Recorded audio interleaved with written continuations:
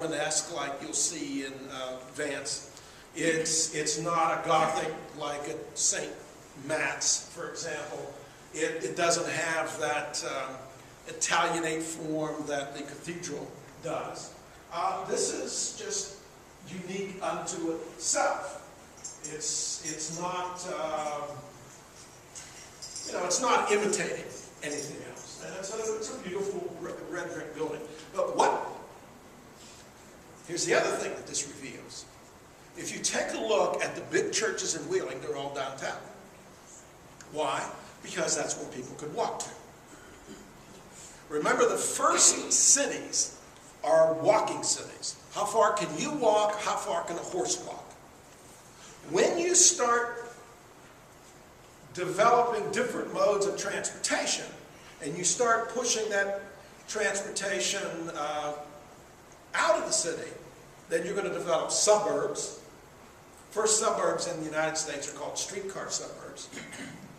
And you're going to not only move where people live, but where they worship. An example of that will be Advance Church, and we'll show that a little bit. But also where we bury the dead. Where we are today, right now, 180 years ago, you're on the outskirts of a cemetery. There was a cemetery right out here in this intersection. Well, cities growing, so let's dig them up. And you take them out, and you put them at the end of 16th Street.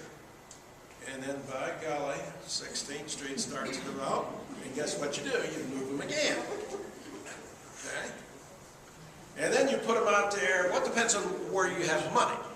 If you have money, and it depends on the year. If it's in the late 19th century, you go out to Greenwood.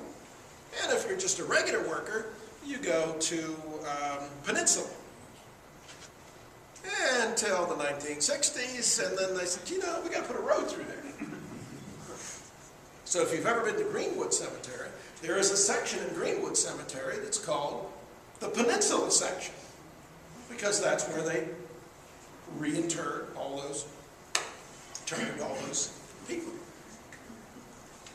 I mean, there is no permanence. I was watching Rick Steves' Europe the other day, and he was in Paris. And in the 19th century, late 19th century, Paris was redeveloped, and they put on all the... And so one of the ways they got space was they got rid of all the cemeteries.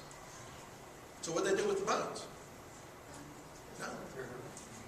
They put them in catacombs.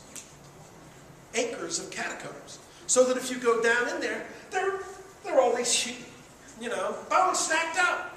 And they made designs out of them. There's all these femurs up there, and there's like a skull in the middle. Now, in the old days, what they would do with the cemetery is they would, after it was filled up, then they would dig it up and put all of the bones in one place, and then they would burn them. And what do we call that?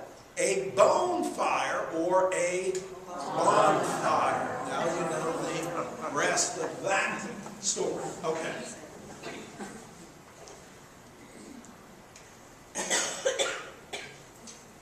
Why did I put this one here? Where is this? Center Market. Why? Because right on the side of this building, right here, is the German word for druggist.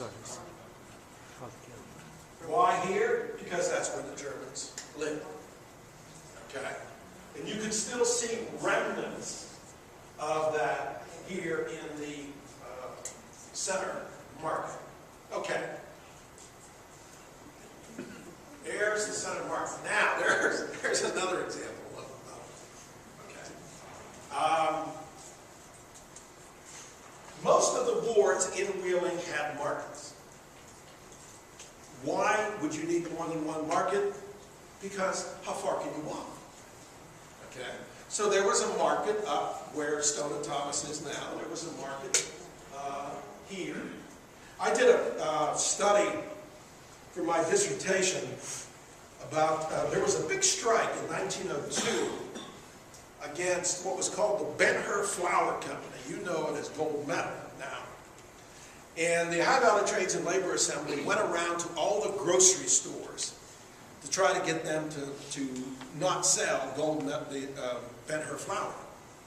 The number of grocery stores was astounding. North of 10th Street, there must have been 80 different grocery stores. There were 40-some grocery stores on the island. If you added up all the grocery stores in Wheeling in 1902, there were 400 of them. Every neighborhood had its own grocery. And that's why you have these markets.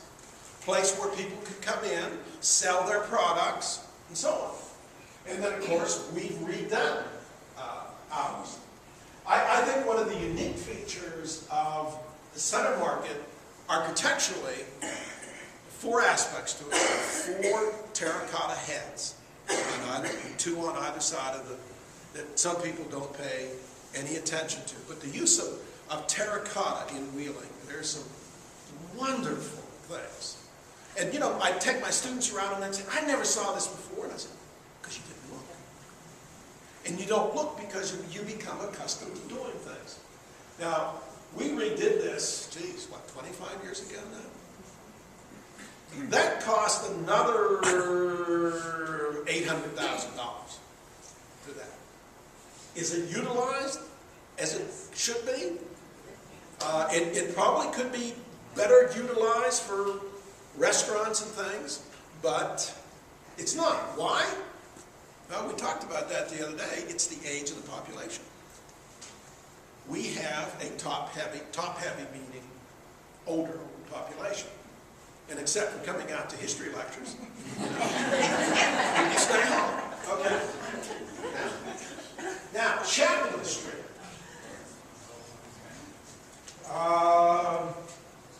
What is this? 20th? 21st Street? 23rd? Okay, yeah, that's right. It's 23rd Street because one of these houses here was Henry Schmullock's. 2311. So right here. So if you go there, you'll still see in the transom 2311, and it has an H and an S, looks like a dollar sign. Why do you have such nice homes here? Well, when they were built in the, let's say, period after the Civil War to the beginning of the 20th century, this is where the rich folks or well-off people could live. Why? Because you could walk to work.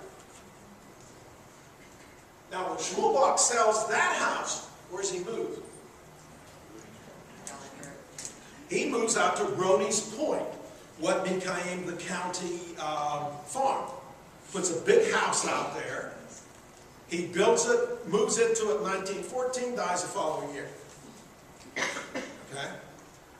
The Stifles will live about where the tunnel is, where the road comes in off of the bridge.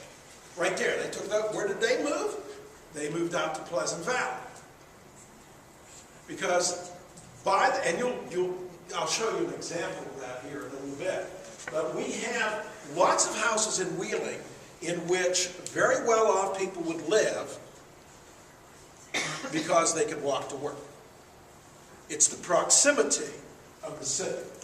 By the way, about 20 years ago, that section, the picture on the left, taken more of a direct on, was on the National Historic Preservation Calendar in the United States. Okay. Public lot, does that building look different? What's missing? Third floor. This is what the original is like. Okay. And this is now called Bennett Square. Right over here is the Maxwell Center. And the Maxwell Center is put, in fact, you can see it right here. This is the Y